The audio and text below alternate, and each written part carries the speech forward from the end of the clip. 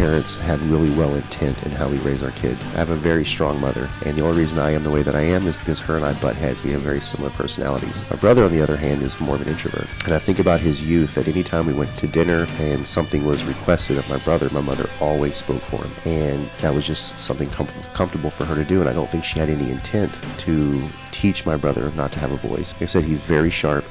I would even say he's brilliant, but I don't hear my brother's voice very often. Safety, security, you've heard us say this 1,000 times, is your woman's number one need. The moment that gets inserted into the relationship because someone has their feelings hurt, it starts to crumble the foundations you guys are building on. Most men want to think that they're very logical thinking. Well, you're a liar, because half your brain's emotion. You have to be able to steward that emotion to allow your logic to show up. So the first one is to turn towards safe physical connection, safe eye-to-eye intimate connection. Regardless of how we feel, we're going to talk this through until we come to an agreed conclusion. This is the High Value Man Conversation Podcast, a show dedicated to the mission of building high-value men. One great man means a great family, a great neighborhood, a better city, community, state, and the world. The question is, if not you, then who? Episode 26. Episode 26. Cool. Welcome back to the High Value Man Conversation. This is episode 26, and this is a continuation of the conversation we had last week, which is effective emotional dependency. And the reason why you want to have effective emotional dependency is it gives you the courage, the boldness, the confidence, the peace at home that you know that your person has your back. It's really why we get into relationship and marriage. It just provides so much joy at the end of the day when you're on the same team with your person. Yeah, we are intricately wired, Aaron, for community. So community with other men, to have great people in our life that are not just for us, but they'll help us correct when we need those moments. And then specifically in a romantic relationship and marriage, we are designed to be in a relationship or a marriage that we can count on. And where we're not hopping from relationship to relationship, from marriage to marriage to marriage, from business to business to business, because of how we feel. So good. So we've got a dependency on people, but we have to realize that it's got to be an effective dependency, which leads us into episode 26. Yes. And the 3 saboteurs of effective emotional dependency is what we're going to be talking about today. So there's 3 things that are showing up in your relationship if you don't feel like you've got a healthy connection at home or any of your relationships, really. These 3 saboteurs we're going to break down to you, and then we're going to give you 3 very basic, tactical, practical how-tos to deepen your relationship with your person. I love it. Cool. Kick us off, my friend. Let's dive in. So the first one, Aaron, that can show up inside of us is called a primal panic. Primal panic, which means it's innate and it's natural. And just because it can happen doesn't mean it has to take the wheel of the life that we're attempting to drive. So what a primal panic is, essentially, it's a built-in alarm system inside of us that creates the feeling of fear and then everything that can come along with that. So this leans really hard on attachment theory, which we've talked about in the past. Of course, you can go back to our previous podcast where we hit attachment theory pretty straight on and defined it really well. But this whole thought process leans on attachment theory, that our loved one's relationship that we're designed to have is designed to alleviate us from all of this. Yes. It's designed to alleviate us from all of this. And so when our person, our romantic partner, our spouse, is emotionally unavailable or physically unavailable, then we are forced to face our feelings, our circumstances, our situations on our own. And what this produces in us is a feeling of coldness in ourself and what we project. It produces the feeling of aloneness, which no one's designed to feel. Sure. Helplessness, anger, sadness, hurt, which all manifest themselves in types of fears. So essentially, it produces fear. And then the crazy thing about fear is that fear is fabricated. Right? If a fear were literal, it's something that's already happened. Sure. Right? The fears that we have in life are things that have not yet happened. Yet we've created a scenario in our brains and we act as if that's already happened, even though it hasn't. So it's just the power that we give fear. And it all comes from a primal panic.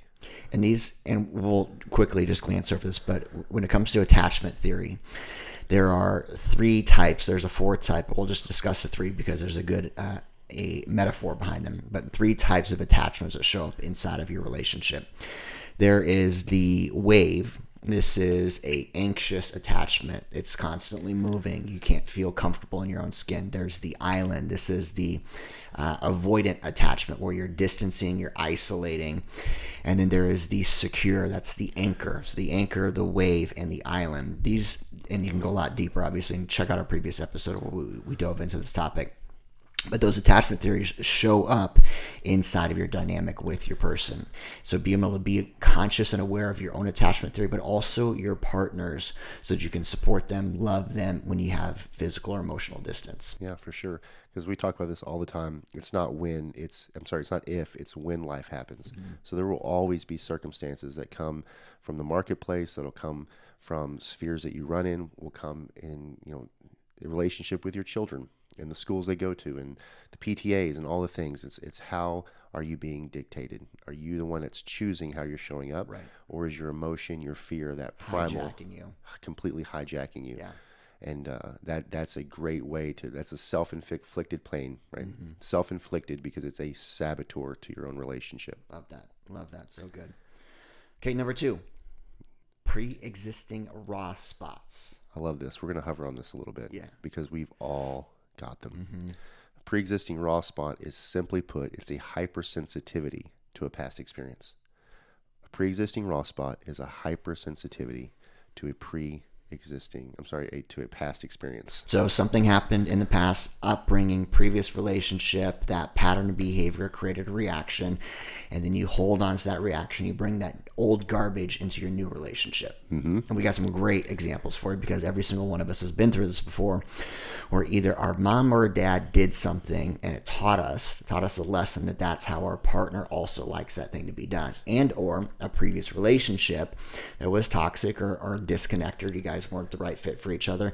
You practice a behavior because that's what they wanted or needed, and then you bring that same stuff in the new garbage, and your partner's like, what? Why are you doing it like that? Yeah, no, it's true. And so we can all think of times in our youth where we experienced something like this. I have a very specific story that I experienced with Brittany the first week that we were together. And this was a pre-existing raw spot that she had. So we're in my car. We lived we're moving to Houston at this point in our life. But she had these little sandals on, and we're in my car going on a long drive, and she takes her sandals off and goes to put her feet up on my dashboard. But immediately, the moment her skin touches the dashboard, she pulls them back down. And I happened to notice how quickly it had happened. So I'm like, hey, what happened? You're putting your foot up. Was the dashboard hot or something? Mm-hmm. And she goes on to explain to me that the previous guy that she had dated had this big diesel truck that he poured a lot of his efforts and money into, and so the truck was the baby. Mm-hmm. And she had an experience with him where she put her feet on his dashboard, and he literally ripped her a new one. And so since then, she has this hypersensitivity to that action. Fast forward a couple of years, where she's in a relationship with me, puts her foot on my dashboard, and immediately takes him down, like in fear that I'm going to go off on her. Sure. And so in that moment, I paused the moment. I said, just so that you know, I'm not a foot person, but I think you have the cutest feet. And I love the idea of you having your feet on my dashboard. That's good. So what you're going to do right now is you're going to put your feet back up there, and you better leave some toe marks on my windshield so that I can be thoughtful of you when you're not in the car. So I want to see those. So just me allowing to show up. And that comes back to, as partners, we are capable and designed to show up in those moments and help to heal those raw spots. Yeah, so good. I think about so many of the guys that we coach, but the what happens to them, and this is leading into the third one, but where they will freeze or they'll fight in the relationship because that's how they were trained to interact and engage with the parents growing up. And especially the guys who were raised with a strong woman and a passive father figure. If mother was driving the results in the house, controlling, hovering, etc., that same pattern of behavior shows up where they end up being the child in the relationship rather than being the man that's leading. Yeah. So those raw spots are all about your personal experience and recognizing the new relationship that you're in. You have to be willing to face some of the old bad programming, change it, be conscious of it, and really allow your partner to show up for you. For sure. And I think even as a parent, I don't think any of us, as parents, I truly believe, Aaron, that all parents have really well intent in how we raise our kids. Sure, of course. But even as we're talking, and this is not to expose my little brother, because he is a good human, but it makes me think of his upbringing. I have a very strong mother.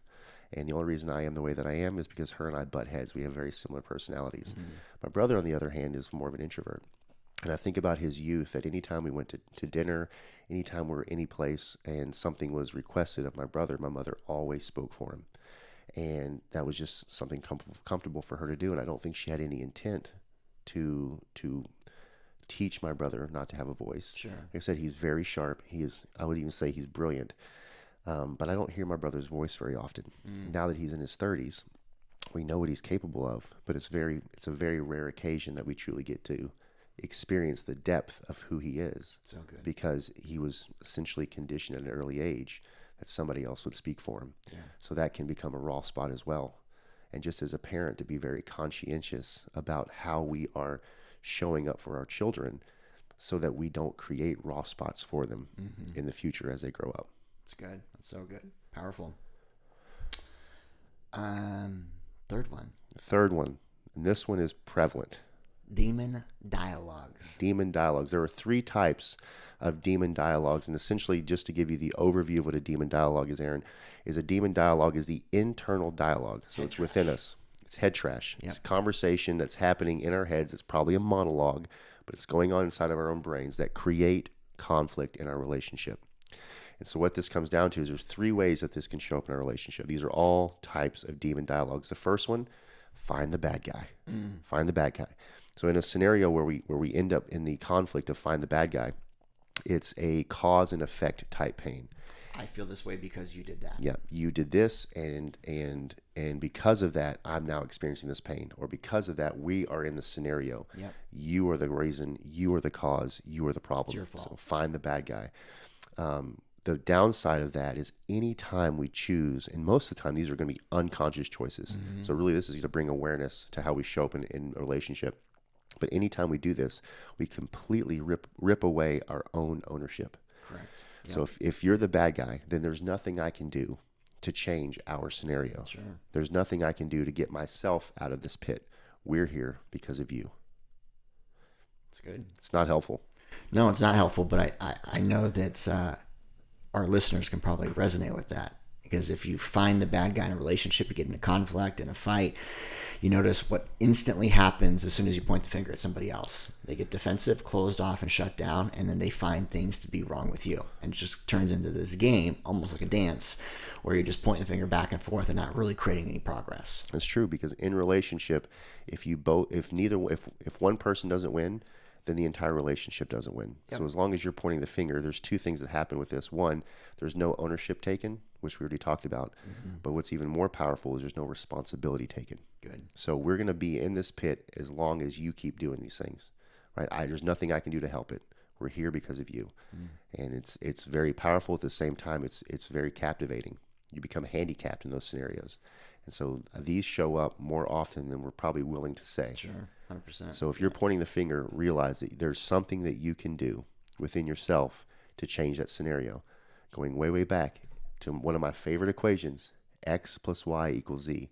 As men, we own the Y. So regardless of how our X is showing up, if we change anything in the way that we're showing up, our outcome, the Z, changes for the positive. So good. Love that. All right, stepping into the second part of the demon dialogues. Protest polka. Don't hear that word very often. Polka. Down here in the South, we don't really polka. I feel like that's a Midwest thing. I don't even know that I could identify what polka looks like. I think that I can hear a little bit of like the polka sound. You need an accordion, that's for sure. That's an accordion. That's what it is. Yeah. Yeah, the accordion. So the protest polka is essentially a dance, a negative dance back and forth. So this is where the music comes in. If you want to think polka or whatever genre of music you want to think of, just think of it's a dance. It's a negative dance. So in a protest polka, there is a bid that's made and typically some sort of withholding that's made. Okay, so break down what a bid is, just for the listeners, because I know that's something that you guys use often in the same team. We talk about it a lot, but that's a key part of getting your needs met is understanding what a bid is and being able to perceive your partner's bids. A bid can either be a nonverbal or verbal projection of something that you want or desire. If I'm walking down the street with my girl and I hold my hand out, that is a bid for her to reach out and take my hand. In our relationship, my 2 love languages, Aaron, are quality time and touch. So at nighttime, when it's our no leftovers last 30 minutes, I may make a bid towards my wife and I'll roll over to cuddle her, expecting her to roll over and let me cuddle her. So a bid is made, and then some sort of response can be made as well.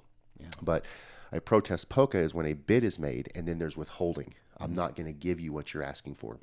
And it creates this negative dance of conflict where pain arrives. Where we see this most often, because most people don't call conflict, they call conflict fights. It's like, here's something that I have a feeling, so I'm going to go put my gloves on. I'll be right back. You get your gloves, and we'll see how this turns out for us. So how this protest polka typically shows up is one person is being critical and aggressive, and the other person is being defensive and distant. Right? So there's something that I want. There's something I need to talk about. There's something that we need to work through. I've got this issue. I've got this problem, whatever it may be. And this person is either being defensive, as in, I need to protect how I feel. You don't understand.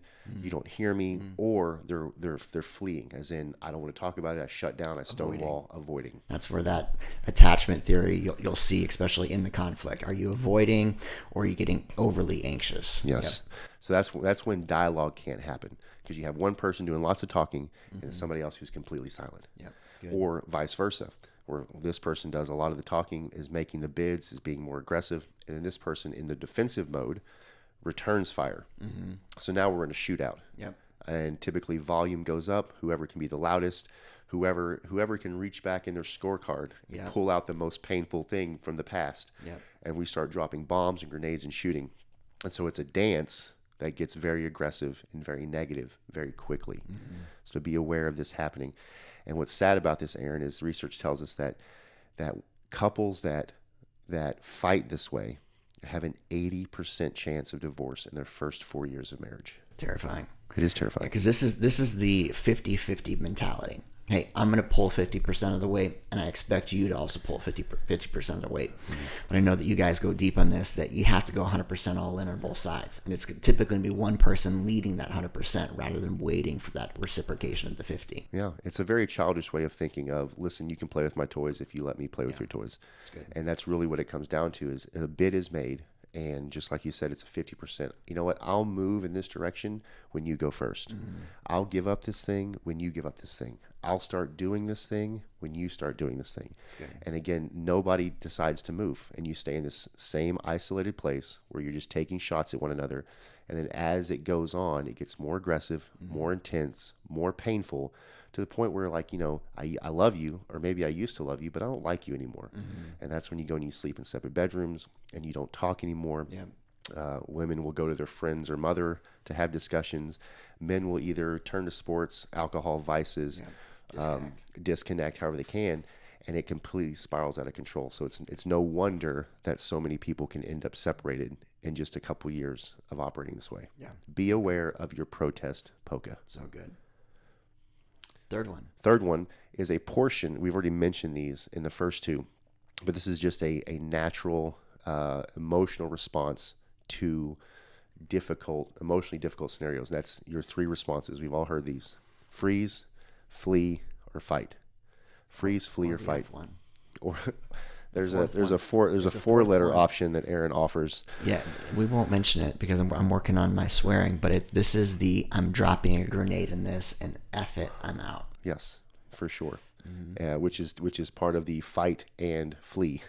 So it's a mixture of the combination. Sure. But again, in the midst of these demon dialogues, you do have a choice of how you show up. And if you choose to show up negatively, it's going to be one of these three. You're going to completely freeze, withhold, stonewall. You could flee. I'm out of here. I'm over this. We're not talking about it. I don't feel like it. Whatever it may be, I'm out. And that's really just you protecting those feelings and not expressing them, or less not expressing them in a healthy way. But most people just decide to fight. Yeah. And they'll choose one of the top two that we just talked about. They'll typically choose to either find the bad guy, well, we're in this scenario because of you, or protest polka, right? Aggressive, critical, and either withhold or become defensive. So good. All right, so recapping on this, your demon dialogues. This is the third piece of your saboteurs. The reason why we're bringing this up is that if you are not aware of these saboteurs in your relationship, you have no real chance of a successful, happy, healthy, loving, positive emotional connection. be able to create that dependency. You'll hide it in public, but you'll hate going home. Good. What are some ways that we can counteract these 3 saboteurs? I love it. So you have to realize that we talked about earlier that there is a consequence to being in a relationship, and the consequence of being in any relationship is you have some responsibility. There's responsibility for you. So we're responsible for how we show up. Nobody can make you or anyone feel any certain way. Aaron, you can't make me feel anything. Correct. You can do something that leads me down the path, but I'm going to choose to allow myself to feel that way. So the first way that we have is our ability to turn towards. We have to choose to turn towards our partner, turn towards the scenario, not to go put on our gloves and come back to fight, not to turn and run or to shut down, right? We have to turn towards our partner. So what that means is first of all, having safe physical connection, which can typically be a hug, can be holding hands. There's something that happens in our limbic system when I take the hand of my wife, right? My veins dilate, increases blood flow and oxygen. My respiratory system chills out, which means I breathe slower. My body becomes relaxed. Over time, there's oxytocin and dopamine that release. There's all these positive things that help you think logically. And so when we're in an emotional state, our logic system shuts down, emotion takes over. But if you're willing to turn towards and have a physical connection, along with an eye-to-eye connection, that's good, which is intimate, then you'll allow your limbic system to relax. And that's the only time your logic can step in. So good. And most men want to think that they're very logical thinking. Well, you're a liar because half your brain's emotion. Sure. You have to be able to steward that emotion to allow your logic to show up. So the first one is to turn towards through safe physical connection, safe eye-to-eye intimate connection by creating a safe atmosphere. Regardless of how we feel, we're going to talk this through at this level of volume, at this level of tone, until we come to an agreed conclusion. That's good. That's a great atmosphere. And then using kind words. So in this room, in the high value man room, we do not believe in nice guys. Nice guys are conditioned to be nice. They are conservative for a reason. A kind man is a man that has the ability for violence but chooses to be kind. That is an effective choice. So and nice guys, it's all a facade. It ends up, as Dr. Glover puts it, they'll have their victim pukes, where because of their repressed feelings for so long, they have one of these saboteurs pop up and they end up vomiting, losing their temper, and just losing it in a moment, having zero emotional regulation or control. Exactly. Yep. Exactly. So the first one is be able to turn towards well. The second one is just a same team philosophy. So Brittany and I created this in our living room almost a decade ago. And same team literally means no matter what happens outside of our relationship, nothing's going to divide this. We are the same body. We are the same mind. Not that we don't have our polarity parts, but we are a single entity. So same team philosophy just means that when life happens, that we will not leave each other. We will be trustworthy. We will be a safe place, a haven of peace, and we're going to choose to walk through and talk through every scenario, regardless of how difficult it feels. It's good. It's good. And then so that's the second one. Same team philosophy is number 2. And number 3 is where a lot of couples miss it. It goes back to, there's quite a bit of the information that we put on this podcast that's directly taken from Hold Me Tight by Dr. Sue Johnson. It was one of the most impactful relationship books that I read very early on in my marriage. And so the title of the book is Hold Me Tight, which points directly to the commitment of marriage. So good. Hold Me Tight and marriage in of itself is a verbal commitment that no matter what, Aaron, I am not going to leave you. So when the worst of you is exposed, when we walk through the hardest difficulties of life, financial difficulties, relational difficulties, family, health, all of these things, I'm not going anywhere. Yeah. It comes back to this whole till death do we part. Yeah, eliminating the D word from your relationship. Take it out of your vocabulary. Never, ever use it. I don't care how much it hurts. Yeah. Take it out. So that's the quickest way to sweep the rug out from underneath your partner. Yep. Is to use the word divorce. Especially safety, security. You've heard us say this 1,000 times. Is your woman's number one need. The moment that gets inserted into the relationship because someone has their feelings hurt, it starts to crumble the foundations you guys are building on. Yep. And much like toothpaste, once it's on the table, it can never be taken off. So just don't use it. Stop it. Toothpaste can't come off the table. Sorry. Once toothpaste comes out of the toothpaste bottle, it can't go back in. Got it. Right. So just like the word divorce, once it's been used as a manipulation tool, because that's all that it is Yep. to get what you want, Yep. it's It's on the that table. polka dance. You hurt my feelings. I'm going to bring it up a level. I'm going to really hurt your feelings. Yes. Yeah. Yep. So that's the last one, is to choose to hold me tight. So the 3 ways that we can show up in a relationship so well and make sure that we're not being sabotaged by our feelings is turning towards, number 1, a same team philosophy. Number 2, and then number 3 is the hold me tight. I'm not going anywhere. Yeah.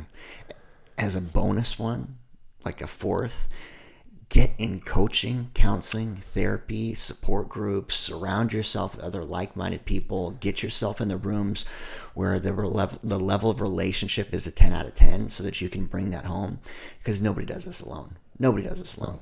Well, we said it before.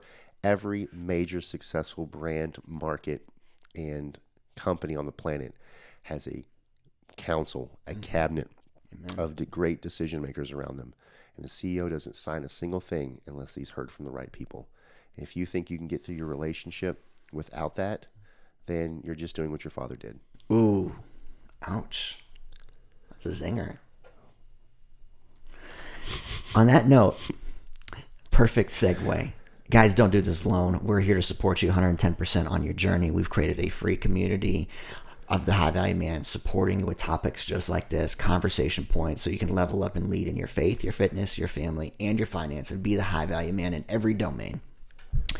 Join us in the conversation, and if this episode served you, maybe stung a little bit because the saboteurs are showing up in your dynamic, do us a big favor. Get inside the group first and foremost. Second piece is leave us a comment, 5-star review, share this with a friend, create some accountability, positivity, reach out to Josh and me.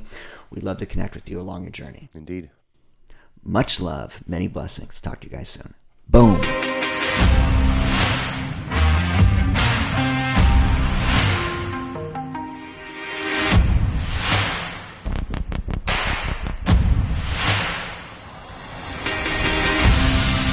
Get off the podcast, get back to the fucking mental lab.